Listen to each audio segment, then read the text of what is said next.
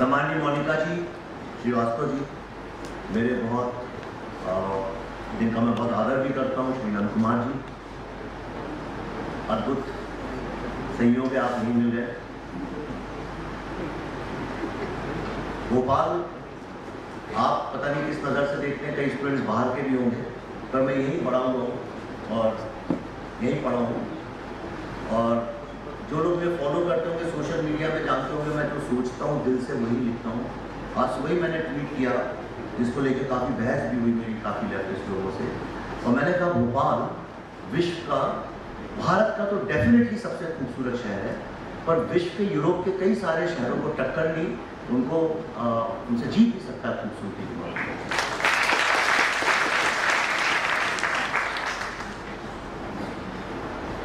अक्सर जब खूबसूरती की बात होती है, लोग पहाड़ों की और तालाबों की और सड़कों की, इन चीज़ों की बात करते हैं।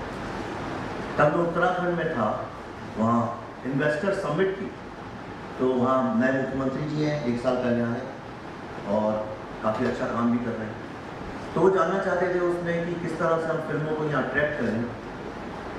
तो मैंने जो कल बात कही वो मैं आपसे फिर से कहना चाहता हूँ। मैंने उनसे यही बोला कि तालाब तो कई बनाए जा सकते हैं, सड़कें खराब हो नहीं की जा सकती हैं, बिल्डिंगें भी नहीं बन सकती। अगर आप म्यूनिख शहर को देखें जर्मनी में, तो पूरा का पूरा शहर नया बन गया। कितने सारे शहर हैं इस विश्व में नए बन जाते हैं। शहर को सुंदर बनाने में वक्त नहीं लगता है, पर खूबसूरत लोगों को वहाँ बसाने में हजारों साल लगता है। ऐसे ही कई हजारों वर्ष लग गए एक सिविलाइजेशन को स्थापित करने में, जो विश्व का आज सबसे महत्वपूर्ण और सबसे पुराना सिविलाइजेशन है, जिसको हम कहते हैं हिंदू सिविलाइजेशन। मैं उसके बारे में आपसे कुछ बात करूंगा। पर मुझे क्यों रियलाइज हुआ कि हिंदू सिविलाइजेशन खतरे में है और इसको प्रोटेक्ट करने की जिम्मेदारी हम सबके ऊपर है। ये कहानी शुरू हुई आज से कोई 10 साल पहले। मैं पहले एडवर्टाइजिंग में था, उसके बाद मैंने फिल्में बनानी शुरू की बड़े बड़े स्टार्स के साथ, जैसे सब बनाते हैं कमर्शियल फिल्में, कई सारे गाने, उलूल दुलूल कहानियाँ, कुछ लव स्टोरी डाल दो, कुछ ये कर दो, और अल्टीमेटली बॉक्स ऑफिस भी बनाते हैं। सन 2008 में मुझे ऐसा लगने लगा कि मैं कहीं मीडियोक्रिटी में फंसता जा रहा हूँ। शायद ये मिड एज क्राइसिस थी या मेरा अपना कुछ सोचने का तरीका था। और तब मैंने ये तय किया कि फिल्म इंडस्ट्री में देखिए प्रॉब्लम ये है कि लोग जनरली सब बॉक्स ऑफिस के लिए काम करते हैं, और बॉक्स ऑफिस ही तय करता है किस तरह की फिल्में बनाई जाएंगी।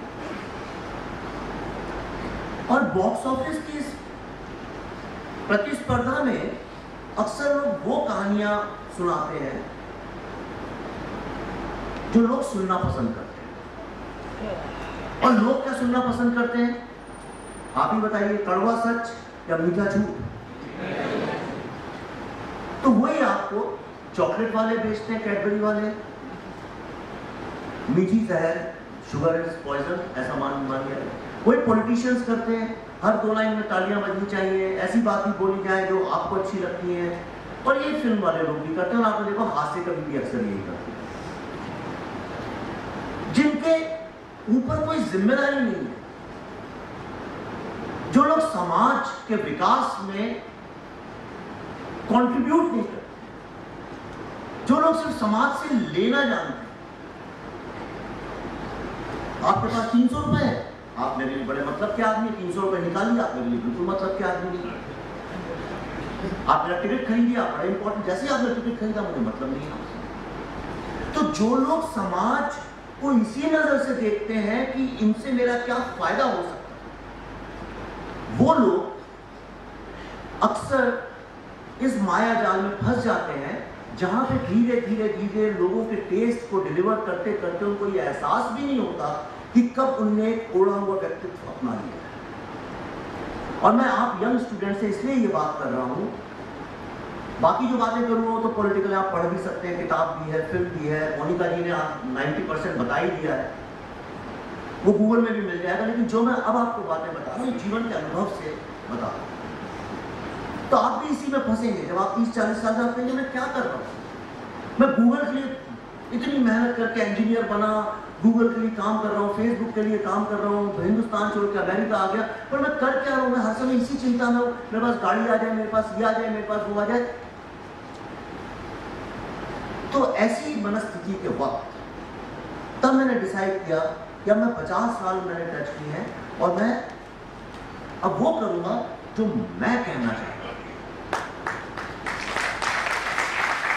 लेकिन उसमें एक सबसे बड़ी समस्या ये थी कि जो मैं कहना चाहता हूं, या कोई भी आदमी अगर कुछ कहना चाहता है तो उसकी प्री कंडीशन ये है कि उसको बॉलीवुड से रिजाइन करना पड़ेगा। तो सन 2009 में मेंटली मैंने बॉलीवुड से रिजाइन किया और उसके बाद मुझे जिस चीज से सबसे ज्यादा प्यार है वो है हिंदुस्तान के स्टूडेंट्स, और मैंने कहा मैं अपनी बाकी जिंदगी स्टूडेंट्स के साथ बिताऊंगा। और आई स्टार्टेड टीचिंग कुछ IITs, IIMs, उन सब में मैं IIM बुद्धा नाम का एक मॉड्यूल है फॉर ग्लोबल लीडरशिप, वो पढ़ाने लगा। Indian school of business Hyderabad की बात है, सन 2009 या 10 की है। 20-25 स्टूडेंट्स का ग्रुप जो था उन्होंने मुझसे कहा सर हम लोग एक डॉक्यूमेंट्री बनाना चाहते हैं जो कि कॉर्पोरेट सोशल रिस्पॉन्सिबिलिटी के ऊपर का प्रोजेक्ट है और हम नैशनलिज्म पे कुछ बनाना चाहते हैं। मैंने कहा तो बड़ा अच्छा है, लेकिन डॉक्यूमेंट्री तुम बनाओगे तो देखेगा कौन? एक बार तुम दोस्तों को दिखाओगे, दोबारा आएंगे नहीं, पकड़ पकड़ के लाओगे, हर बार तुम्हें ब्लैक लेबल और बियर खरीदनी पड़ेगी, वो रईस लड़के इसलिए ब्लैक लेबल खरीद सकते हैं। बहुत रईस लड़के हैं वो। तो मैंने कहा आप फ्यूचर CEOs हो, कल आप लोग CEOs बनने वाले हैं, तो why don't you go out in the market, आप फंड क्यों नहीं लेके आते और एक फीचर फिल्म बनाइए ताकि वो कई सालों तक 100-150 साल तक लोग देख सकें, आपकी बात दूर तक पहुंचे और आपको मुनाफा भी हो, and this will set an example कि इंडियन स्टूडेंट्स कितने एंटरप्राइजिंग हैं। बात यहाँ से शुरू हुई। उन लड़कों ने कई लोगों को ईमेल लिखा, अचानक एक किसी बहुत बड़ी एक ग्रुप है, उन लोगों ने उनसे कहा कि हाँ ठीक है स्टूडेंट्स लोगों हम कुछ पैसा देने, मतलब कितना पैसा चाहिए? तो जो आदमी जो गरीब आदमी होता है उससे पूछा है कितना पैसा चाहिए, तो कहेगा साहब इतना दे दीजिए कि डिनर का इंतजाम हो जाए। तो उन लोगों ने भी कुछ इतना 1-1.5 करोड़ रुपए मांगा, जो कि शायद मेरी फीस से भी बहुत कम था और फिल्म इंडस्ट्री फिल्म बन नहीं सकती उस प्राइस में, असंभव है। मैं सरस्वती को मानता हूँ, बहुत श्रद्धा करता हूँ सरस्वती को, और अचानक मुझे कहीं एक ऐसी आवाज आई कि हमें करना चाहिए, और मैंने उनको हाँ बोल दिया। मुझे ये नहीं पता था कैसे होगा, आगे कोई रास्ता पता नहीं, सिर्फ एक इरादा था। और कहानी जो लड़कों ने दी थी वो कहानी ये थी, और जो बिल्कुल बहुत अच्छी पॉपुलर बॉक्स ऑफिस के लायक कहानी।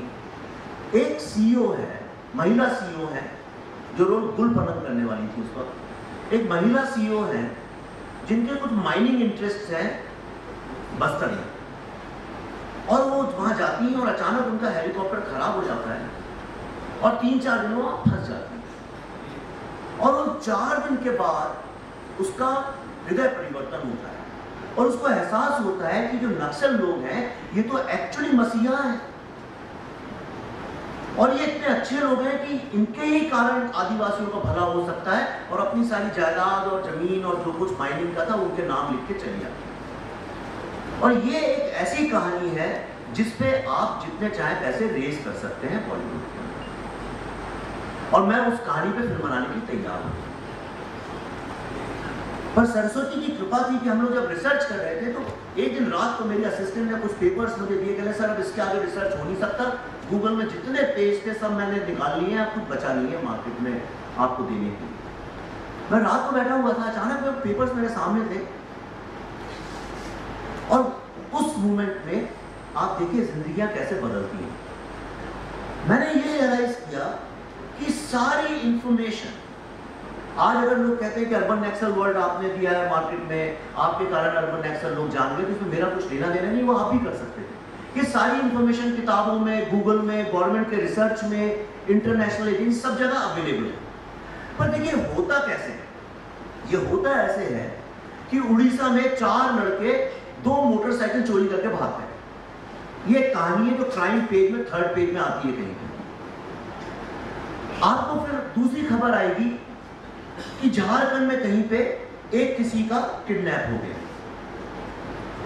तीसरी आपको आएगी कि 76 लोगों को, 76 CRPF के जवानों को बस्तर में मार डाला गया। और कहीं आएगी जादवपुर यूनिवर्सिटी में एक सेमिनार हो रहा है कि दुर्गा प्रोस्टिट्यूट थी कि नहीं थी, देवी दुर्गा की बात कर रहा हूँ, किसी लड़की की नहीं कर रहा। ये 4 आपको अलग अलग इंसिडेंट्स लगेंगे। ये 4 आएंगे क्रमशः, आएंगे एक के बाद एक महीने के अंदर। पर आप चूंकि उड़ीसा की खबरें नहीं पढ़ते और मेन स्ट्रीम जो मीडिया है वो आपको नेशनल न्यूज देता नहीं है। आपने कभी आज तक किसी नेशनल उसमें भोपाल के बारे में बात सुनी है? नहीं सुनी होगी, बस्तर तो भूल ही जाइए। हमको हमारे सामने ही सब होता रहता है पर हमें पता नहीं चलता क्या हो रहा है। तो जब मैंने उन सारी कड़ियों को जोड़ा तो 2-3 बड़ी अहम बातें सामने आई। पहली ये कि ये सारी खबरें एक दूसरे से जुड़ी हुई हैं। आज हम केरला को अलग बताते हैं, बस्तर को अलग बताते हैं और कश्मीर को अलग बताते हैं, पर आप देखें कि ये सब एक दूसरे से कहीं ना कहीं तार से जुड़े हुए हैं। तो मैंने कहा ये तार क्या है जिससे जुड़े, और हमने उसके ऊपर काफी रिसर्च किया। आज मैं 10 साल से इस सब्जेक्ट पे काम कर रहा हूँ और शायद हिंदुस्तान की तो मैं नहीं जानता हूँ, पर बॉलीवुड में शायद 100 साल के इतिहास में पहली बार किसी ने रिसर्च किया होगा जो कि इतना लंबा चल रहा हो। और हमें जो समझ में आया वो ये था कि एक नेक्सस सा क्रिएट हुआ है जो कहां से शुरू होता है कहां खत्म तब मुझे नहीं पता था, जिसमें एकेडमिया मतलब प्रोफेसर्स, पूरा एकेडमिक सिस्टम, यूनिवर्सिटी के प्रोफेसर्स, प्रिंसिपल्स, एनजीओस, इंटेलिजेंसिया और नेक्सस, ये 4 लोगों के बीच में एक नेक्सस था। बिकॉज आप देखिए ये जो 4 लोग हैं एक दूसरे के बारे में कभी नहीं बोलते, क्योंकि कोई भी प्रोफेसर वर्ल्ड में ऐसा कोई टीचर हो ही नहीं सकता जो किसी हिंसावादी व्यक्ति का समर्थन में खड़ा हो, या समर्थन में तो खड़ा होना दूर, उनके साथ काम करते थे। तो हमने फिर एक फिल्म बनाई, बुद्धा का ट्रैफिक जैम। जब फिल्म बन के तैयार हुई, कैसे बनी वो एक अलग कहानी, आप किताब खरीदिए, बाहर बिक रही है, आप ले सकते हैं, मैं जाने के पहले साइन भी कर दूंगा आपके लिए। तो जब ये फिल्म बनी तो जो उसके इन्वेस्टर थे जिनने बड़ा छोटा सा पैसा लगाया था, जब उन्होंने फिल्म देखी, मुझे आज भी वो दृश्य याद है, अंधेरा होता है स्क्रीनिंग रूम में काफी, उन्होंने वो फिल्म देखी और बिना मुझसे बात किए लोग वहां से चले गए। और उसके बाद उन्होंने मुझसे कभी पूरे पैसे भी नहीं दिए थे, उन्होंने थोड़े दिए थे, और उसके बाद कभी उन्होंने मुझसे बात की नहीं की। उन्होंने बोला इस फिल्म से हमारा कुछ लेना देना नहीं है, क्योंकि हम इंडस्ट्री वाले लोग हैं, इस फिल्म के साथ हमें फंसना है। जो स्टूडेंट्स थे जिनने शुरू किया था इतने पैशन के साथ प्रोजेक्ट, उस दिन के बाद आज तक मैंने एक स्टूडेंट की शक्ल तक नहीं देखी, पब्लिक में कैमरे के सामने बोला। बाद में अभी रिसेंटली एक स्टूडेंट मिला तो उसने मुझसे बोला कि सर हमें गूगल और मैकेंजी वगैरह ज्वाइन करना था, कहाँ इस कपड़े में फंसेंगे, आपने कैसे कॉन्ट्रोवर्शियल फिल्म बनाई। बॉलीवुड में ये फिल्म मामी में सिलेक्ट हुई, जो एक बहुत प्रेस्टिजियस फिल्म फेस्टिवल है, और जब उसे मेरे दोस्त, जिगरी दोस्तों ने, जो मेरे साथ दिन रात का उठना बैठना था फिल्म इंडस्ट्री में, उन लोगों ने भी फिल्म देखी। धीरे धीरे उन लोगों ने मुझसे बातचीत करनी बंद कर दी। किसी एक ने बोला कि देखो ये फिल्म, इसको भूल जाओ। मैंने क्यों? कहते बहुत फार-फेच्ड आइडिया है। हिंदुस्तान में तो ये कहते हैं कि जब ईश्वर सामने खड़ा हो, ईश्वर, माता पिता और गुरु, तो सबसे पहले किसके पहुंच होने चाहिए? गुरु के। बहुत कम आवाज निकली, आप लोगों को लगता है पता नहीं है, गुरु। लेकिन आपको दिखा रहे हैं कि जो गुरु हैं वही बंदूक उठाने के लिए पैसे इकट्ठा कर रहे हैं, और वही क्रिमिनल है, और वही टेररिस्ट है। ऐसी फिल्म हिंदुस्तान में कैसे चल सकती है? सवाल ये, यही चीज कैसे चल सकती है, यही सोच के इस देश में 70 साल से सत्य को लगातार छुपाया गया है, और आज भी छुपाया जा रहा है। मैं आपसे बहुत सारी बातें आपको खुश करने के लिए बोल सकता हूं, लेकिन सत्य यह है कि हमारा सिस्टम इतना जर्जर हो चुका है कि यहाँ पे आपको भी बैठा दें, अगर आज मर्यादा पुरुषोत्तम श्री रामचंद्र को भी आप उस कुर्सी पे बैठा दें, तो वो भी सत्य आपके सामने नहीं ला पाएंगे। इस बात को आप गांठ लें। और इस सिस्टम को एक विधिवत तरीके से तोड़ा गया है, इसको विधिवत तरीके से जर्जर बनाया गया है। अब मैं आपको बताता हूं कैसे। तो पीवीआर एक बहुत बड़ा डिस्ट्रीब्यूशन ग्रुप है, उन्होंने हमारे साथ कॉन्ट्रैक्ट साइन किया इस फिल्म को रिलीज करने के लिए। मैंने बड़ी बड़ी फिल्में बनाई है, तो मेरे को कोई दिक्कत होनी भी नहीं चाहिए फिल्म रिलीज करने में कायदे से, और होती भी नहीं है। तो मैंने उनसे कहा फिल्म तो देख लीजिए। कहा नहीं, आपने बनाई फिल्म क्या देखनी है, और यूनिवर्सिटी के स्टूडेंट्स इन्वॉल्व हैं इसमें, और अच्छा सब्जेक्ट है, नेशनलिज्म तो बहुत, हमें तो बहुत अच्छा है, समाज सेवा का काम है, और ये फिल्म तो रिलीज होनी ही चाहिए। फिल्म रिलीज होने के 1 हफ्ते पहले मैंने उनसे कहा फिल्म तो देख लो एक बार कम से कम, जो तुम सोच रहे हो शायद ऐसी ना निकले। उनने फिल्म देखी और अगले दिन वो कॉन्ट्रैक्ट कैंसिल हो गया। 5 साल तक इस फिल्म की तरफ इसने देखा नहीं। जो मेरे दोस्त थे उन लोगों ने मुझे छोड़ दिया। मुझे याद है आज भी सन 2015 की बात है शायद, बारिश हो रही थी बंबई में, बहुत गहरी बारिश हो रही थी। मैं अकेला, कोई आना जाना लोगों ने बंद कर दिया, मैं कोई और काम भी नहीं कर रहा था। और बंबई जैसे शहर में अगर आप फिल्म नहीं बना रहे तो आप सर्वाइव भी नहीं कर सकते, सच एन एक्सपेंसिव सिटी। मैं अकेला था और मेरे दिमाग में यही चल रहा था। मेरे मित्र यहाँ बैठे, मैंने उनको बहुत फोन लगाया कि यार भोपाल में कहीं एक जमीन दिला दो छोटी सी, अब जाके वहीं पे कुछ करेंगे, देखेंगे क्या करना है। और मैंने तय कर लिया था कि शहर को मैं छोड़ के चला जाऊंगा। और मैं पेंटिंग कर रहा था, अकेला खड़ा हुआ, बारिश हो रही थी, घनघोर अंधेरा सा था और एक दिल में दर्द था। आइसोलेशन की फीलिंग जो है भगवान ना करे किसी को। आज आप लोगों से बात करना चाहें और सब मुंह मोड़ के जाने लगे, आपके ही दोस्त, आपके ही रिश्तेदार, वही जो आपसे प्रेम करते थे, आपकी इज्जत करते थे, आपको देख के मुड़ने लगे, आपके घर में लोगों का आना जाना बंद हो जाए, आप जो काम करते हैं वो काम देना आपको लोग बंद कर दें, आप जो काम करने की शुरुआत करें उसको खत्म करवा दें। इतनी मौत से ज्यादा अगर दर्दनाक कोई फीलिंग हो सकती तो यही है। जवान लड़के हो, जानते होंगे, कोई लड़की छोड़ के जाए तो कैसा लगता है? वो कुछ भी नहीं। जब जिंदगी आपके हाथ से निकलने लगे, फिसलने लगे, उस दर्द को क्या बोलते हैं, आपको भगवान ना करे हो, और वो भी तो बहुत देर में हो, अभी ना हो कम से कम। और मैंने तय कर लिया मैं भोपाल छोड़ के जाऊंगा, पर तभी मुझे कहीं सरस्वती के आशीर्वाद से एक दिमाग में विचार आया। मैंने कहा मैं भोपाल छोड़ के बंबई इसलिए तो नहीं गया था कि कोई ऐड छपा था, wanted film makers and directors. मैं तो अपनी स्वेच्छा से गया था, अपनी फ्री विल से गया था। और इसलिए गया था क्योंकि मुझे ऐसा लगा मेरे पास कुछ कहानियां हैं लोगों को सुनाने के लिए, कुछ ऐसे सब्जेक्ट्स हैं जो लोगों को सुनाना चाहता हूं। तो सिर्फ इसलिए कि ये फिल्म कैमरे पे शूट हुई है इसलिए मैं इसको फिल्म मानूं या मैं इसको एक कहानी मानूं। और अगर ये कहानी है जो मैं कहना चाहता हूं तो इसमें फिर स्क्रीन से क्या लेना देना है, फिर तो एकला चलोगे। और मैंने फिर जितनी यूनिवर्सिटीज थी जिनके सिनेमा डिपार्टमेंट थे उनको चिट्ठियां लिखनी शुरू करी। सबसे पहले JNU में पहुंची, वहाँ सिनेमा बहुत रिस्पेक्टेड सिनेमा डिपार्टमेंट है जिसको प्रोफेसर इरा भास्कर हेड करती हैं, तो स्वरा भास्कर की माँ है। स्वरा भास्कर जो इस फिल्म में काम करने वाली थी, पर लास्ट मिनट तो उन्होंने इसलिए नहीं किया क्योंकि उनको एक बच्ची की तरह अनुपम खेर को उनके सर पे जाके किस करना था, तो उन्होंने मना कर दिया वो करने से, और उस कारण वो फिल्म नहीं ये बुक में मैंने लिखा भी है शायद। इरा भास्कर ने बोला कि इस फिल्म को नहीं दिखाया जा सकता क्योंकि माहौल ठीक नहीं है।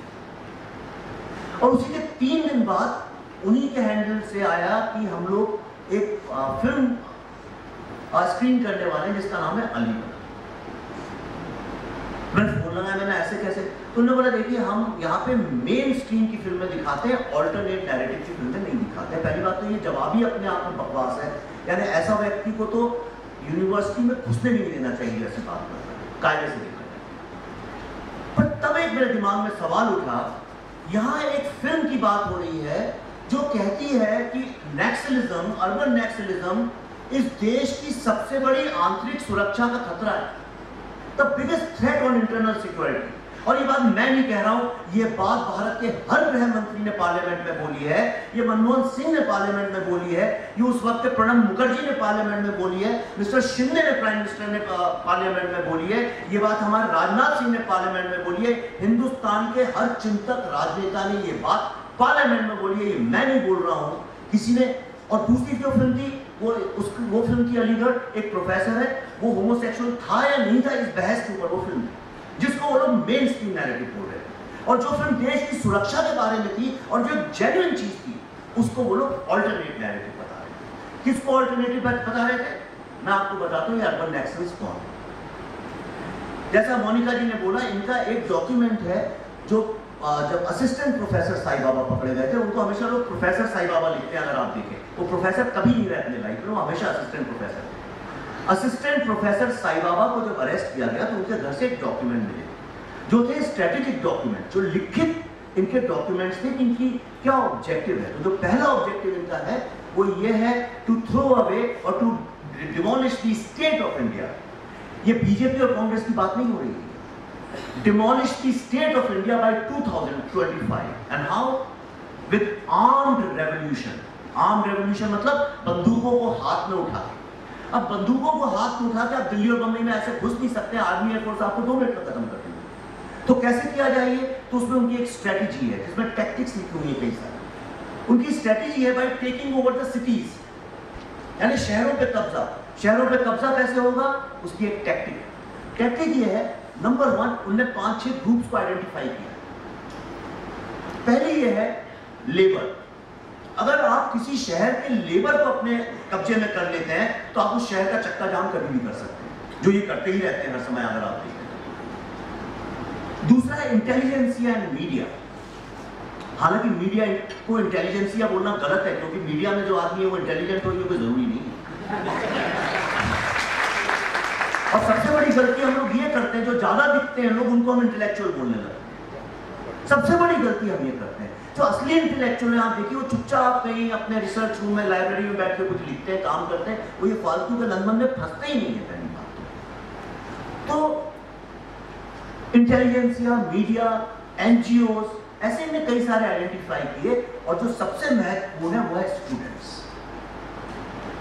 क्योंकि अगर आप स्टूडेंट्स के दिमाग पे कब्जा कर लें तो स्टूडेंट जो है, छात्र जो है, वो एम्यूनिशन की तरह से काम करते हैं, गोला बारूद की तरह से काम करते हैं। और आपने ये देखा होगा पिछले 3-4 साल में।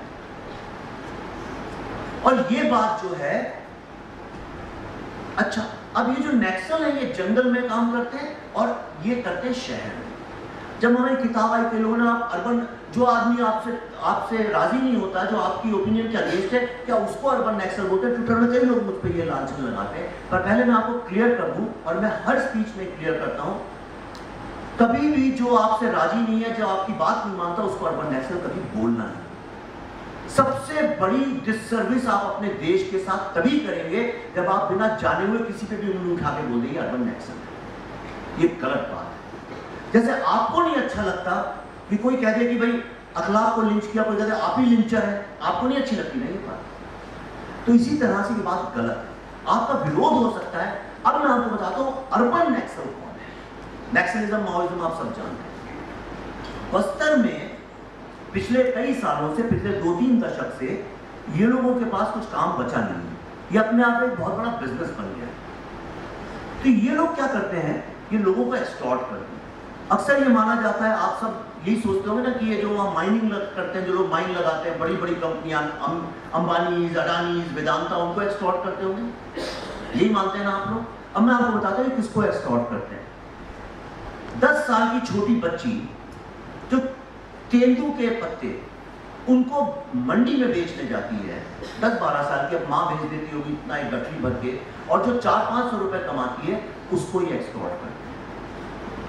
जितना कंस्ट्रक्शन वर्क होता है उस पर 15% ये लोग चार्ज करते हैं। जो माइनर कंस्ट्रक्शन होता है पंचायत लेवल का, उस पर 10 to 15% एक्सटॉर्शन मनी।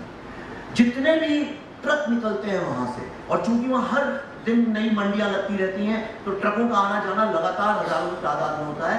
1000 रुपए एक ट्रक को देना पड़ता है एक बार, और ये तय है। या जो माल बेचता है ट्रक वहां पे, उसका 10-15% अर्निंग का। गवर्नमेंट सर्वेंट की 1 महीने की सैलरी है, होस्टल स्टाफ की 1 महीने की सैलरी है, ट्रैक्टर ऑपरेटर और जो एग्रीकल्चर का सामान लाते हैं उनसे 10%, वीकली मार्क ट्रेडर्स जो हैं उनसे 10%, पॉलिटिकल पार्टी वालों से, और पंचायत को जो सरकारी फंड मिलता है उसका भी ये परसेंटेज लेते हैं। और तो और जो डॉक्टर इलाज करने जगदलपुर से वहां जाता है और जब वापस आता है तो उसको भी जो 200-300 रुपए फीस मिलती है, उससे भी 10-20-30 रुपए मिलती है। और इस तरह करते हुए लगभग 11,000 करोड़ रुपए हर साल ये लोग एक्सटॉर्शन का पैसा इकट्ठा करते हैं, जिसको पूरे विश्व में ब्लड मनी के नाम से जाना जाता है। अब ये पैसा कहां जाता है? कई लोग सोचते होंगे इससे गोला बारूद, बंदूकें खरीदी जाती है, गलत फहमी। ये जितना गोला बारूद, बंदूकें और ट्रेनिंग और ड्रोन्स और सैटेलाइट फोन है, ये वर्ल्ड की जितनी टेरर ऑर्गेनाइजेशंस हैं वो फंड करती हैं। उनका एक कंसोर्टियम है, स्पेशली एक ईस्ट में और एक वेस्ट में।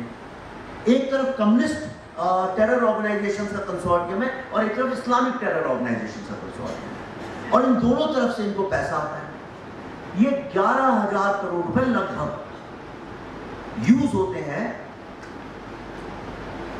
लीगल एक्टिविज्म, ये पैसे यूज होते हैं प्रोटेस्ट, ये पैसे यूज होते हैं जो आप देखते हैं अचानक एक दिन अवार्ड वापस होने लगते हैं, अचानक एक दिन दलित आंदोलन चालू हो जाता है, अचानक एक दिन नई खबर आती है, चीजें चालू हो जाती हैं। ये सब मोबिलाइज करने में, ऑर्गेनाइज करने में, काडर को रिक्रूट करने में, काडर को ट्रेनिंग करने में, ये जो कबीर कला मंच नाम के इनके झूठे मूठे कल्चरल ऑर्गेनाइजेशन चलते हैं, इनका असली काम लोगों को रिक्रूट करना है, इन सब को चलाने के लिए ये पैसा अर्जित किया है। और उस पैसे पे रात को आप एक सवाल आप अगली बार कभी पूछिएगा, मैंने पिछले संडे उसमें रिपब्लिक में अर्नब गोस्वामी की उसमें पूछा था, वो वायरल हो गया, 2 लाइन मैंने की थी, आपको बताता हूँ। रात को 3 बजे जब याकूब के लिए सुप्रीम कोर्ट खोला जाता है, मुझे पता नहीं, यहाँ बैठी हैं मोनिका जी, मोनिका जी अमूमन सुप्रीम कोर्ट में जब हम एक केस करते हैं, अंदाज से कितना पैसा खर्च होता है, यदि याकूब को छुड़वाना हो तो कितना पैसा खर्च होगा, मेरा अंदाज से बड़े प्रशांत भूषण के लेवल के अगर वकील हो, नहीं चलिए समझ लीजिए,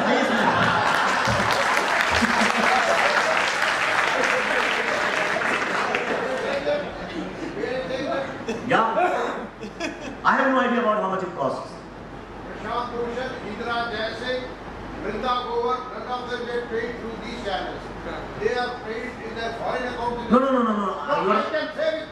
I'm asking you something else. I'm asking you. No. I'm asking you how.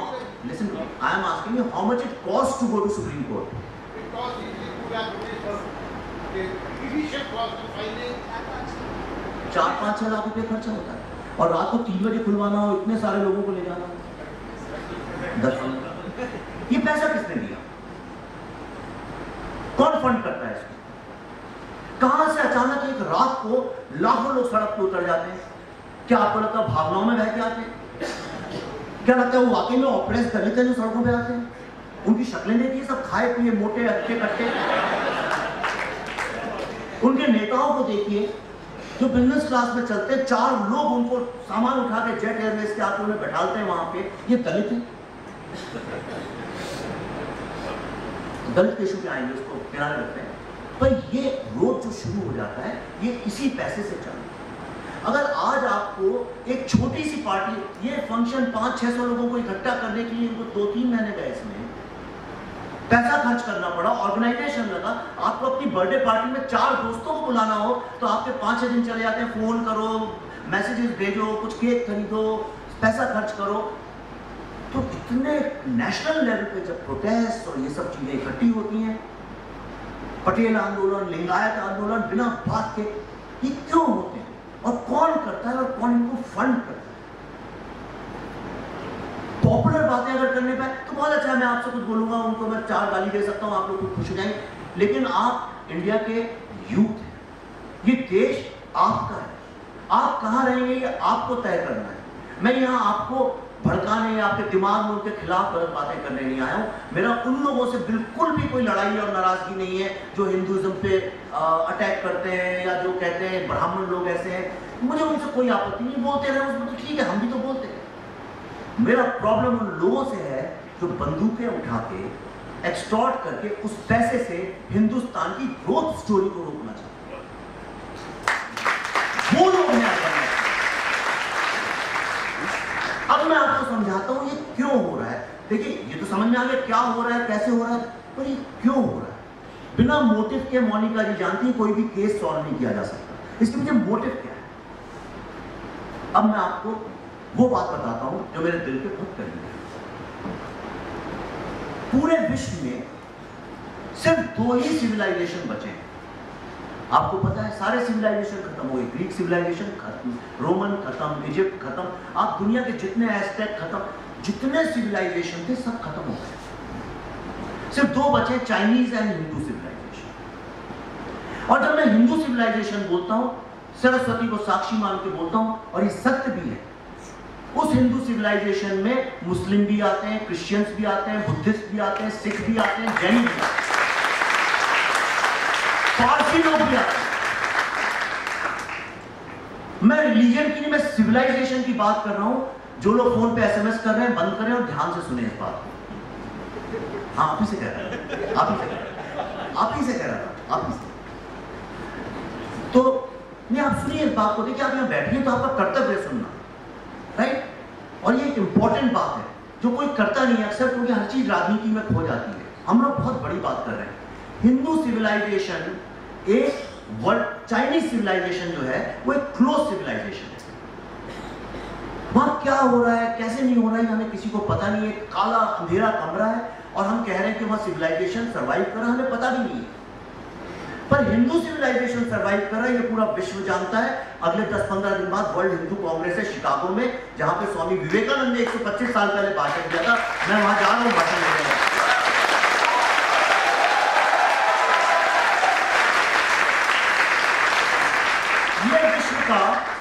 ये विश्व का सबसे लिबरल, सबसे ज्यादा टॉलरेंट वर्ड हमारा है ही, एक्सेप्टिंग, और ये विश्व का सबसे प्रगतिशील प्रोग्रेसिव सिविलाइजेशन है, और ये विश्व की सबसे मजबूत सोसाइटी।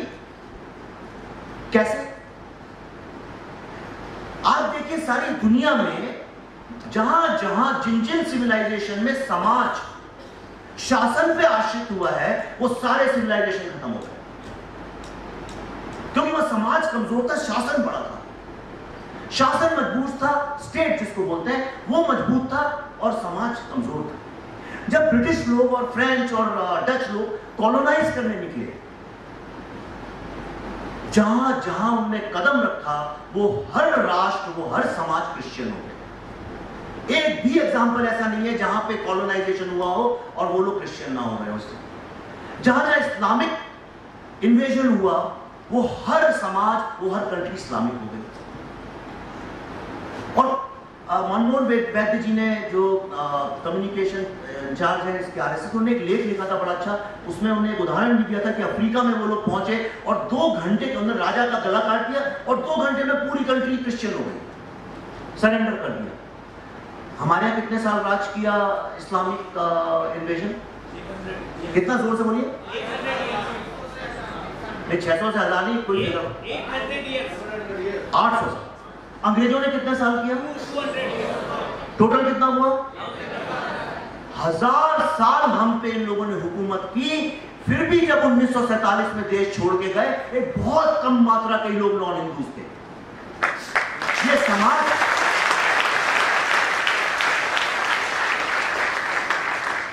हम पे बंदूकें चली, लाठियां चली, हर यत्न किया गया, तोड़ो मरोड़ो, कुचलो, धूका नंगा कर दो। जब बाबर इस देश में आए थे, अब तो ये पूरे वर्ल्ड में, मैं अभी ऑक्सफोर्ड यूनिवर्सिटी में था और वहां पे उन्होंने प्रेजेंटेशन मैंने देखा, ये पूरे वर्ल्ड में रिकॉग्नाइज हो चुका है। अब देयर इज नो डिस्प्यूट, कोई डिस्प्यूट ही नहीं है। जब बाबर हिंदुस्तान आया, तब इंडिया की GDP नंबर 1 थी वर्ल्ड में, और जब अंग्रेज आए शायद नंबर 2 थी, आई एम नॉट श्योर, तब तक कुछ हुआ, नंबर 2 थी। हमें लूटा गया, सब कुछ किया गया, हमारे मंदिर तोड़े गए, हमारी आस्था पे किया गया, हमारे नेताओं को जेलों में सालों सालों रखा गया, पर उसके बावजूद वो हमें तोड़ नहीं पाए।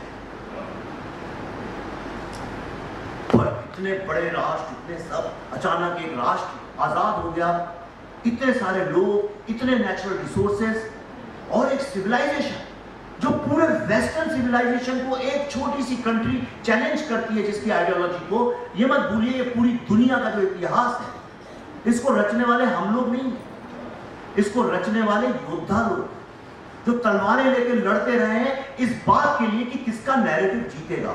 We live in a world which is war of narratives. ये वॉर ऑफ नैरेटिव्स है, और इसमें ईस्टर्न जो नैरेटिव है, क्योंकि जब ये लोग तलवारें और बंदूकें लेके पूरे विश्व में अलग अलग कॉन्टिनेंट्स पे कब्जा करने निकले थे, उस वक्त हम लोग अपने मन, दिमाग और आत्मा के कॉन्टिनेंट्स को ढूंढ रहे थे। हम किसी से कम नहीं। हमारे जो ऋषि थे वो साइंटिस्ट थे, उन्हें हम ऋषि बोलते थे। तो इस मुगालते में बताइए कि ऋषि लोग टीका लगा के और पंडों जैसी बातें करते थे। एक एक ऋषि साइंटिस्ट था। एक ऋषि की बुराई करना आइंस्टाइन और न्यूटन की बुराई करने जैसा है।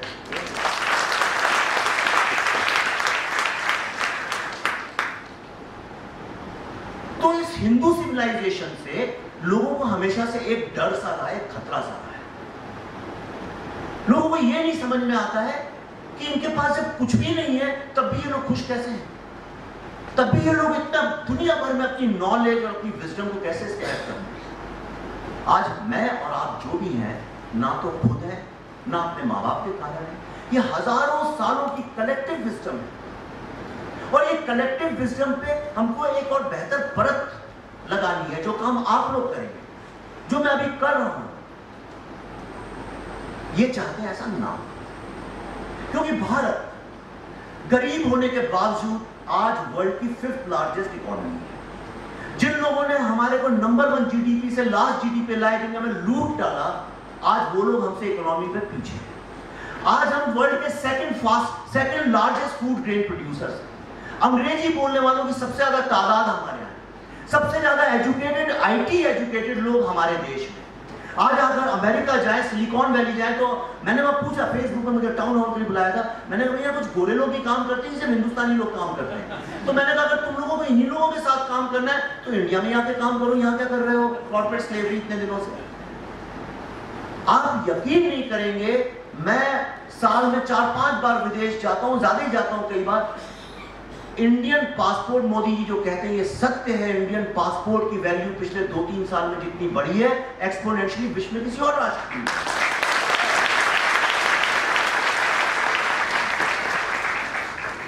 और आप देखिए जहां जहां ये ग्लोबलाइजेशन में, सऊदी अरेबिया, दुबई, कुवैत आप जाइए, ये सब ऐसा लगता है जैसे कि अमेरिका ने फ्रेंचाइज जो है कंस्ट्रक्ट किए हैं, छोटे छोटे देश अपनी तरह से कंस्ट्रक्ट कर दिए। एक हमारा ही एक ऐसा देश है जो ग्लोबलाइजेशन के बावजूद आज भी अपनी मान्यताओं और अपने संस्कारों के साथ जीवित है। और इसकी जो सबसे बड़ी स्ट्रेंथ है हमारे देश में, हाँ वो ठीक है, मैं अभी धर्म की बात नहीं कर रहा हूँ, हाँ या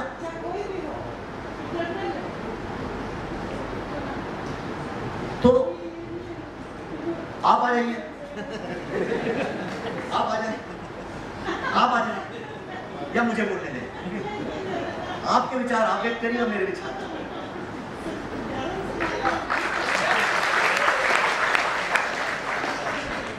तो हम पे अटैक करना, तोड़ने की कोशिश की, ये कैसे की जाती है? मैं भोपाल में बड़ा हुआ, मैं आपको इसको बताता हूँ और आप सब रिलेट कर सकते हैं। मैं भोपाल में बड़ा हुआ, मेरे माता पिता दोनों फ्रीडम फाइटर्स थे। मेरी माँ की तो शादी हुई 17-16 या 16.5 साल की उम्र में, और शादी के कोई 10 या 14 दिन बाद जेल चली गई बड़े लंबे वक्त के लिए। मेरे पिताजी बहुत सालों ने कोड़े भी खाए, खादी पहनते थे, फिर बाद में एजुकेशनिस्ट थे, वाइस चांसलर थे, सारे वेदों का ट्रांसलेशन किया, देश की बहुत सेवा की। तो मैं एक अच्छे घर से था, मैं कोई ऐसा आइसोलेटेड या कोई ऐसा नहीं था कि मेरे को जिंदगी में कभी एक हैसियत नहीं मिली थी। मैंने दुनिया देखी थी, मैं समझता था।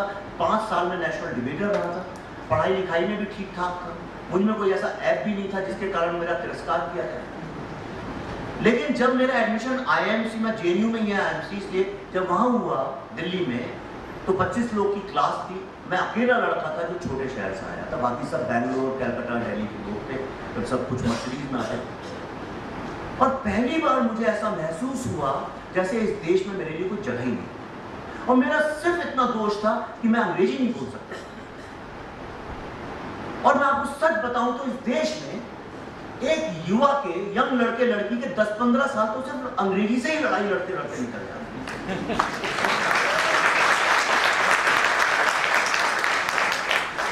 फिर ऊपर से इंग्लिश माइंडसेट, ये कॉलोनियल माइंडसेट, हर समय उन लोगों को प्रभावित करने की कोशिश, जो अंग्रेजी बोल लेते हैं या जो उन लोगों की तरह बात करते हैं, उन लोगों की तरह से सोचते हैं।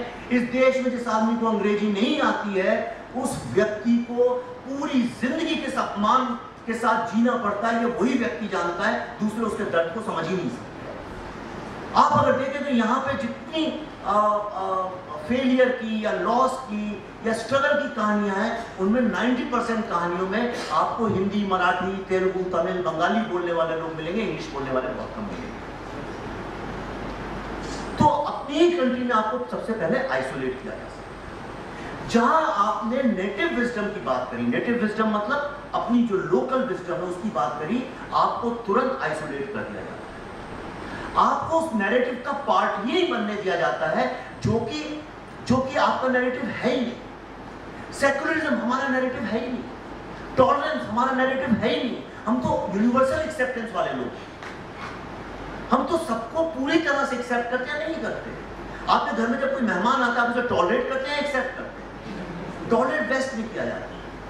और हर समय आप पे आक्रमण, हर समय आपके कल्चर, आपके सिविलाइजेशन, आपके माता पिता, आपकी भाषा, आपके पहनावे, आप जैसे दिखते हैं, आप बाल कैसे बनाते हैं, इस पे लगातार कितने कितने दर्द की बात है और कितनी बड़ी एक दुख की बात है कि जो हमारी लड़कियां हैं, जैसी एक हिंदुस्तानी लड़की होती है, दिखती है और होनी चाहिए, एक small town middle class non English mindset वाली लड़कियां, उनको आप देखिए दिल्ली बॉम्बे में लोग बहन जी बोलते। क्या किसी और देश में ऐसा होता है? बल्कि बाकी देशों में तो मैंने देखा ऐसा होता है जो उनके जैसे नहीं दिखते उनका लोग उपहास उड़ाते हैं। हमारे यहाँ उल्टा है, चंद लोग जो हमारे जैसे सोचते नहीं, हमारे से कुछ लेना देना नहीं और हर समय उन लोगों को सपोर्ट करते हैं जो उस देश को तोड़ने की बात करते रहते हैं, उन लोगों को हमेशा हमने सोशल हायरार्की में ऊपर बैठा के रखा। अब वो धीरे धीरे टूट रहा है। एक तो टेक्नोलॉजी, ऊपर से एक नया गर्व की महसूस जो होता है 2014 के बाद लोगों को कि हम बोल सकते हैं, हमारी भी बात है।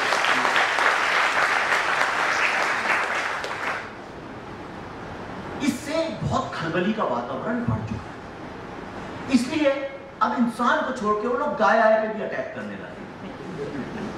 ये गाय की जो माइथोलॉजी है ये बिल्कुल गलत है। मुझे इंडिया टुडे कॉन्क्लेव के लिए कलकत्ता बुलाया था कुछ दिन पहले और वहां पे सब्जेक्ट था डाइवर्सिटी इन फूड। एक्चुअली उस पूरी कॉन्क्लेव पे ही सब्जेक्ट था डाइवर्सिटी एट 70 और डाइवर्सिटी इन फूड उसका सब्जेक्ट था, जिसका संचालन कर रहे थे श्री राजदीप सरदेसाई। और बात बात पे कोई बोले कि हमारा रसगुल्ला तो हमारा है, उड़िया नहीं है, या कोई बोले अरे मैसूर पाक हमारा, इमीडिएटली कहते थे व्हाट अबाउट बीफ। आदमी बात कर रहा है मैसूर पाक की और रसगुल्ले की और बार बार जो संचालक है बीफ बीफ बीफ की बात हो रही थी और धीरे धीरे वो पूरी कॉन्क्लेव टर्न होने लगी anti Hindu and pro beef.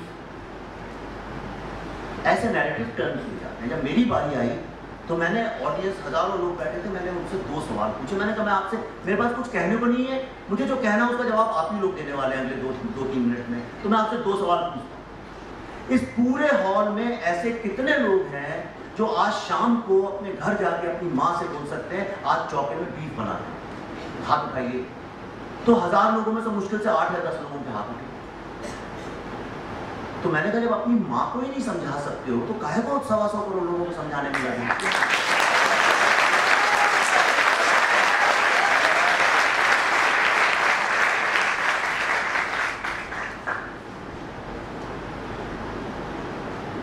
पिछले 50-60 दिन से मैं अपनी किताब ये अर्बन नक्सल के चक्कर में अमेरिका और यूके का भ्रमण कर रहा था और उसके पहले मैं बहुत यूनिवर्सिटीज में जाता हूँ हिंदुस्तान में, मैं जहाँ जाता हूँ। एक पर्ड्यू यूनिवर्सिटी है, वर्ल्ड की one of the best universities है। वहाँ पे जो इंटरनेट जिनने इजाद किया वो आए हुए थे, मिस्टर विलियम कैन कुछ ऐसा उनका नाम है। तो एक इंडियन लड़का है अक्षय जादू, वो वहाँ पे आप ही लोगों की तरह से वो भी एक चलाता है, जैसे अपने ये आशुतोष चला रहे हैं, इसी तरह से वो भी एक चलाता है छोटी मोटी ग्रुप जो लोग कल्चरल इवेंट्स करते हैं। उसने उनसे वो बता रहे थे कि पूरे विश्व में कहाँ कहाँ टेक्नोलॉजी जाएगी, कैसे क्या क्या करेंगे। उसने पूछा भारत को लेकर आपका क्या प्लान है? उन्होंने कहा भारत को लेकर कोई प्लान नहीं है, आपका कास्ट सिस्टम का बहुत प्रॉब्लम है। तो मैं जाने के पहले 2 बातें सिर्फ आपसे करके जाना चाहता हूँ। आपको हर कोई बताएगा आपके सिविलाइजेशन में क्या गलत बात है। ये अर्बन नक्सल्स लोग का पूरा नैरेटिव है। पूरी विदेश की ताकतें, Washington post, New York times, BBC आपको हमेशा यही बताएंगे कि आप में क्या कमियां हैं और आपको जब से आप पैदा हुए गलत कमियां बताई जाती हैं। और मेरा ऐसा विश्वास है चूंकि हमने इन लोगों को इतनी ज्यादा स्पेस दे दी है, हम चुप रहे क्योंकि हमें अंग्रेजी नहीं आती थी। हम कैसे लड़ाई लड़े आज बरखा दत्त से? आज अगर पीछे कोई लड़की बैठी है जिसके पास 100 कड़क जवाब है, कैसे बात करें? उसने जैसे ही आप घुसे उसने बोला हे डूड हाउ यू, आपको कॉन्फिडेंस वहीं खत्म। कैसे करें? आप उनके बराबरी के दिखते नहीं, आप तो उठना बैठना उनके साथ नहीं। प्रधानमंत्री मोदी से मिलना आसान है, इन लोगों से मिलना मुश्किल है। तो ये कास्ट का, अब मैं आपको हिंदू सिविलाइजेशन कुछ ग्रेटनेस भी बताता हूं और वही हर चीज देखिए देखने का नजरिया होता है, नैरेटिव कैसे बदले जाते हैं मैं आपको अगले 10 मिनट में 5 मिनट में बताता हूं। पता है टाइम की कमी है। पहला let's look at caste problem. Okay, caste के इशू को देखते हैं। मैं जब जादवपुर यूनिवर्सिटी गया मैं कई यूनिवर्सिटी में फिल्म दिखाता गया, लास्ट जेएनयू से शुरू हुई थी यात्रा, जादवपुर में खत्म हुई। तो जब मैं वहां गया तो उन लोगों ने मेरी गाड़ी पे हमला कर दिया, स्क्रीन फाड़ दी, गाड़ी तोड़ डाली। कहते हैं हम गरीबों के लिए काम करते हैं, और बेचारे गरीब टैक्सी ड्राइवर की पूरी टैक्सी तोड़ डाली। और उसके बाद मैं जब नीचे उतरा टैक्सी ड्राइवर को बचाने के लिए, तो मुझ पर बहुत अटैक किया, मेरा कंधा तोड़ दिया। अभी भी मेरा हाथ पूरा उठता नहीं इसके ऊपर, 2 साल हो गए इस पर। लड़कियां थी, बहुत गालियां दी उनने मुझे, कहने लगी यू फैसिस्ट ब्राह्मण गो बैक। तो मैंने उन्हें पूछा कि क्या प्रॉब्लम है तुम्हें? कहते हैं there is no place for alternate narrative. कहते you are a Brahmin, you are अ कैस्टिस्ट। तुमने सारी जिंदगी दलितों को ऑप्रेस किया, तुम लोग अभी भी करते हो, और तुम लोगों को दंड मिलना चाहिए, इसलिए तुम यहाँ घुसने नहीं देंगे, इसलिए तुम्हारा हाथ भी तोड़ा। तब से मैं सोच रहा हूँ ये है क्या, और मैंने बहुत रिसर्च कर रहा हूँ 2 साल से, जो आप भी कर सकते हैं, सब कुछ अवेलेबल है। आप अगर स्टैटिस्टिक्स देखिए ह्यूमैनिटी, अगर मैं आपसे पूछता हूँ 1947 में जो अपर कास्ट लोअर कास्ट को ऑपरेशन करती थी, उसका अगर इंडेक्स 100 था, मतलब 100 था अगर उसका इंडेक्स, तो आज आपको क्या लगता है क्या होगा? 20। और जब बड़े देखिए कितनी विचित्र की बात है, मेरी बहुत सारी स्पीचेस यूट्यूब में आप देखिएगा, विश्व के किसी भी कोने में मैं ये सवाल पूछता हूँ, लोग 15 और 20 का जवाब देते हैं। अगर ये 20 है और अगर इसमें 80% रिडक्शन हुआ है, मैं कहता हूँ 70% हुआ या 60% भी हुआ है, तो ह्यूमैनिटी, इंसानियत, ह्यूमैनिटी के इतिहास में ये सबसे बड़ा सोशल रिफॉर्म है, ये सबसे बड़ी सोशल री इंजीनियरिंग है। और ये देखिए हजारों सालों की गंदी परंपरा थी, 70 साल में हम इसको ऊपर से यहाँ लेके आए हैं। अमेरिका में आज भी ब्लैक एंड व्हाइट का प्रॉब्लम कहने को सुपरफिशियली सॉल्व हो गया, लेकिन आज तक सॉल्व नहीं हुआ, but we have done it. आज आपको अगर आपको कोई इसलिए नहीं रोकता कहीं चढ़ने उतरने के लिए, आप बिजनेस क्लास में नहीं चढ़ सकते, आप दलित हैं, आप कॉलेज में एडमिशन नहीं ले सकते, दलित हैं। आज आपको सुप्रीम कोर्ट में प्रेसिडेंट हो, भले इंडिया के प्राइम मिनिस्टर हो, वाइस चांसलर्स हो, प्रोफेसर हो, साइंटिस्ट हो, किसी भी फील्ड में अगर आप देखें, आपको लोअर कास्ट और अपर कास्ट का जो कॉम्बिनेशन है, ये विश्व के इतिहास में, ह्यूमैनिटी के इतिहास में ऐसा हुआ है। ये गर्व की बात। अगली बार आपसे बोले आपके यहाँ कास्ट प्रॉब्लम है, हाँ था और अभी भी है और कुछ और वक्त रहेगा, लेकिन हम कहां से चले थे और आज हम कहां पहुंच गए, ये आपके देखने का नजरिया है। दूसरा जो हम पे सबसे बड़ा लांछन लगाया जा सकता है कास्ट के बाद, वो है औरतों का विषय।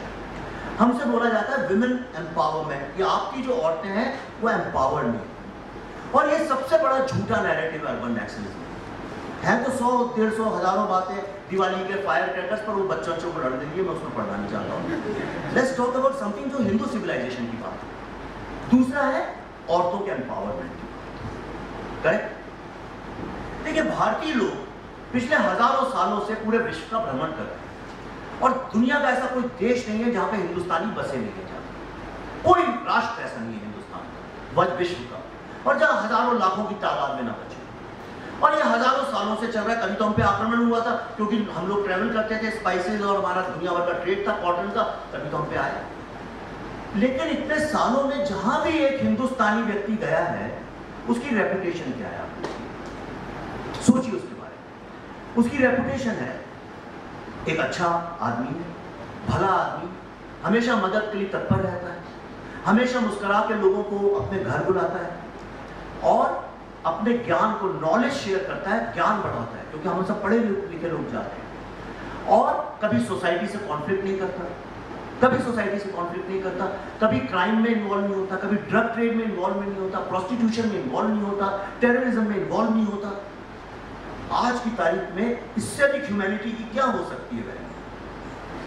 एलन मस्क जब बनाते हैं बैटरी ड्रिवन कार्स या पेट्रोल के बिना वाली गाड़ियां, जो बैटरी इलेक्ट्रिसिटी पे चलती हैं जो गाड़ियां, तो उसको एक अद्भुत इनोवेशन माना जाता है, और उनकी फोटो टाइम के कवर पे छपती, जो छपनी भी चाहिए क्योंकि इतना महान एक, अरे जिसने बल्ब बनाया, जिसने E=mc² किया, जिसने कार बनाई, उनका होना भी चाहिए।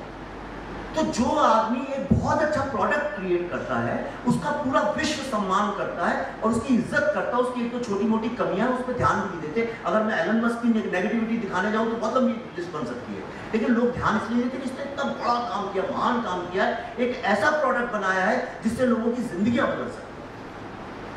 तो मुझे ये बताइए, पिछले हजारों सालों से ये जो हिंदुस्तानी लड़के लड़कियां हर साल हर वक्त जनरेशन आफ्टर जनरेशन पूरी दुनिया में जाके एक इंसानियत की मिसाल क्रिएट करें, इनको कौन बनाता है? कौन है? अब सोचिए अपनी मां के बारे में। एक आम स्मॉल टाउन मिडिल क्लास औरत की कहानी क्या है?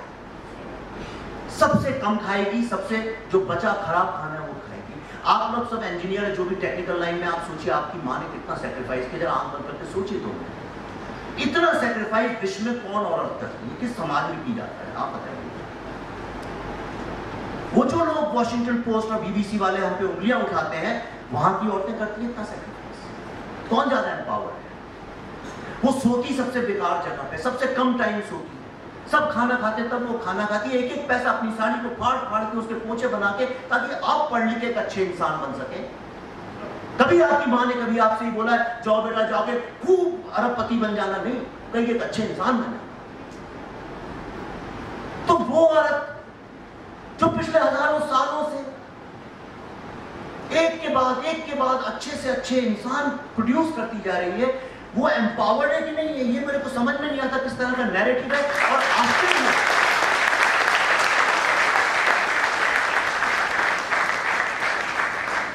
और वो कोई ऐसी औरत नहीं है जिसके पास बहुत सारे साधन है, कोई साधन नहीं, कोई पैसा नहीं। उसका पति जब कहता है मेरे भाई का लड़का है, ये भी अब यहीं पढ़ेगा, मेरी बहन का बेटा है वो भी यहीं पढ़ेगा, दोस्त का बेटा आता है वो भी वहीं पढ़ने लगता है। एक कमाने वाला, एक घर देखने वाली औरत, 7-7, 8-8 लोग एक घर में। आप इसकी कल्पना नहीं कर सकते हैं वो औरत कितनी ज्यादा एम्पावर्ड है। जो औरत धूप में 6-7 किलोमीटर पानी लेके जाती है, पानी लेके आती है, बच्चे का ख्याल रखती है, पति को खेत में जाके खाना देती है, सिगड़ी फूकती है, गाय को चारा देती है, रात को 4 घंटे सोती है, सुबह उठ के 5 बजे जाती है, कहीं शौचालय नहीं है, वो औरत एम्पावर्ड है? या वो औरत एम्पावर्ड है तो एक रिमोट कंट्रोल लेके ये एम्पावरमेंट की डेफिनेशन बदलनी चाहिए। और अगर आप सच्ची में अपनी माँ के और अपने बाप के सैक्रिफाइस को अगर मानते हैं, तो ये आप लोग का कर्तव्य है कि जब भी कोई वुमेन एम्पावरमेंट की बात करे, आप लोग अपने सोशल मीडिया पे, अपने दोस्तों को, अपने व्हाट्सएप पे इमीडिएटली करेक्ट करिए, कहिए the most empowered women in this world lives in India.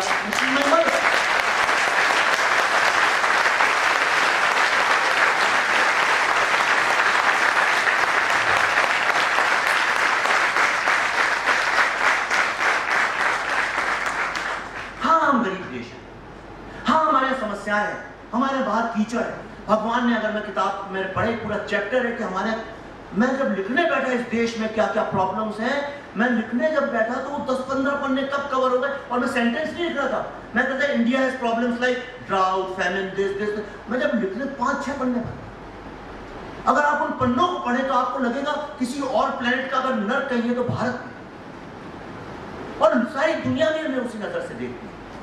लेकिन यहां पे मैं आपको बताता हूं, यही हमारे लिए सबसे बड़े गर्व की बात है। हम लूटे गए, हमारे पास कुछ भी नहीं है, लेकिन फिर भी आज पूरे विश्व को जिस दिशा में दुनिया जा रही है, अगर किसी पे भरोसा है, देखिए 2 ही कंट्री हैं जो चैलेंज करती हैं आर्टिफिशियल इंटेलिजेंस को, मैं थोड़ी आगे 10 साल बाद की बता रहा हूं, और वो है चाइना एंड इंडिया। दोनों के पास आर्टिफिशियल इंटेलिजेंस में मूव करने की जो है मैन फोर्स भी है, वर्क फोर्स भी है, और नॉलेज भी है, और एजुकेशन भी है, और दोनों का कंपटीशन है। लेकिन सारी दुनिया अगर विश्वास किसी पे करती है तो सिर्फ इंडिया के आईटी।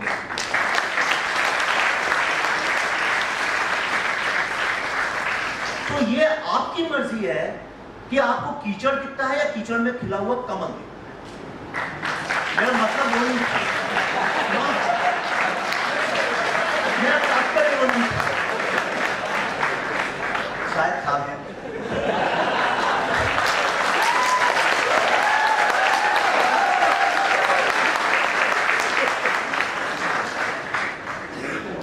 अर्बन नेशनल्स का सिर्फ एक ही ध्येय है, आप लोगों को हीन भावना से ग्रसित करना, और इनका जो सबसे बड़ा हथियार है वो है डाउट क्रिएट करना। डाउट ऐसे क्रिएट किया जाता है, भोपाल में मैं बड़ा हुआ हूँ, मेरे मित्र बैठे हैं, कॉलेज में जब हम लोग जाते थे, कहते थे रैगिंग में आपके पिताजी का नाम क्या? आपने बोला श्री फलाना फलाना फलाना, एक झापड़ पड़ता था, कहते श्री लगा तो बाप की इज्जत करते हो? तो नहीं जी, ये बिना श्री के नाम बता दिया। फिर दूसरा झापड़ मारते थे, कहते अच्छा बाप की इज्जत नहीं करते हो, श्री लगाओ। और फ्रस्ट्रेट होते होते तक ये होता था कि वो लड़का जो था इतना कंफ्यूज हो जाता था, या तो कॉलेज छोड़ के भाग जाता था या उनके जैसी गुंडा बन जाता था। और यही हमारे यहाँ हो रहा है। या तो आप उनके साथ आवाज में आवाज मिलाइए, या फिर आप भी उनकी तरह गुंडे बन जाएंगे, अर्बन एक्सल बन जाएंगे। तो लास्ट में मेरी आपको एक सलाह है, इस गेम में मत फंसिए उनकी बुराई करने। आप समझिए वो क्या कर रहे हैं, पर आप उनकी तरह मत बन जाइए। आप उन पर लांछन लगाना, उनकी बुराइयां ढूंढना, हर समय उनके बारे में पढ़ना, हर समय उनके बारे में सोचना नहीं। ट्विटर में अपनी बात लेके निकल जाइए। ये पूरा विश्व जानता है कि हर सिक्के के दो पहलू होते हैं। ये पूरा विश्व जानता है कि सत्य अलग अलग होते हैं, पर सत्य ईश्वर ने अलग अलग क्यों बनाया? ईश्वर एक है, सत्य एक है, पर उसको देखने के अलग अलग है। क्यों 125 करोड़ लोग बनाए जो अलग अलग नजर से देखते?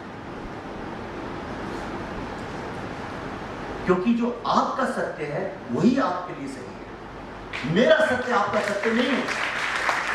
तो अपने सत्य पे भरोसा करिए, अपनी मां पे भरोसा करिए। जो ये सोशल इंजीनियरिंग का काम हमारे यहाँ चल रहा है उस पर विश्वास रखिए। हिंदू सिविलाइजेशन की ग्रेटनेस, हिंदू सिविलाइजेशन के लिबरल एटीट्यूड पे, हिंदू सिविलाइजेशन की जो प्रोग्रेसिवनेस है, जो एक समाज को समाने की जो एक पूरी एक वो है, उस पे गर्व करिए, अपने आप पे गर्व करिए, अपने नैरेटिव पे गर्व करिए, अपनी बात दिल खोल के कहिए। और लास्ट में मैं आपसे एक बात कहना चाहता हूं, हालांकि ये बात कई लोगों को दुख देगी, हो सकता है इसके बाद आप लोग मेरे को पसंद ना करें, लेकिन ये बिना बात के भारत माता की जय, भारत माता की जय नारे लगाना बंद। बता दो क्यों? आप लोग का ऑब्जेक्टिव ये नहीं होना चाहिए खुद ही नारे लगाए और खुद ही सुन लिए, उससे क्या हुआ? आप शीशे के सामने लगाइए हजारों, उसे क्या फर्क पड़ता है? दिल में यह इरादा होना चाहिए हर भारतीय का, खास तौर पे यंग लड़के लड़कियों का, कि आप ऐसा काम करें कि पूरा विश्व बोले भारत माता की जय, और आप बैठ के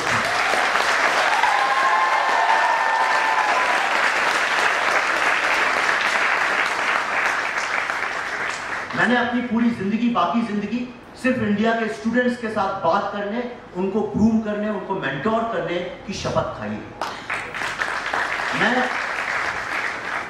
मुझे इतना भरोसा है, मुझे इतना विश्वास है कि भारत को अब एक इनोवेशन हब बनाने से कोई रोक नहीं सकता, आइडिया हब बनाने से कोई रोक नहीं सकता। अगर आप लोग बहुत ज्यादा पॉलिटिकली ना सोचें, सिर्फ अपने सिविलाइजेशन पे गर्व करें और हर समय ये कोशिश करें कि आपकी जो बात आप अपनी समझी, जो सुनी, वो बात पूरी दुनिया को पता चलनी चाहिए। जो आपका विचार है वो सब तक पहुंचना चाहिए। और मैं इसकी आशुतोष की इतनी तारीफ करना चाहता हूँ। 2-3 साल पहले, 4 साल पहले मिला था, जब मेरा संघर्ष चल रहा था 2016 में, पिछले साल भी मिला। मैंने कहा देखो ये छोटा फंक्शन ऑर्गेनाइज कर दिया, आप क्या, इसके बाद क्या? आप टेक्नोलॉजी को यूज करिए, और जब तक यहाँ जितने लोग बैठे हैं, ये सब लोग इस 2 दिन के कार्यक्रम के बाद जब यहाँ से निकलेंगे, फेसबुक में, ट्विटर में, इंस्टाग्राम में, जहां भी हो सके, जहां भी मौका लगे, इसके बारे में लिखिए।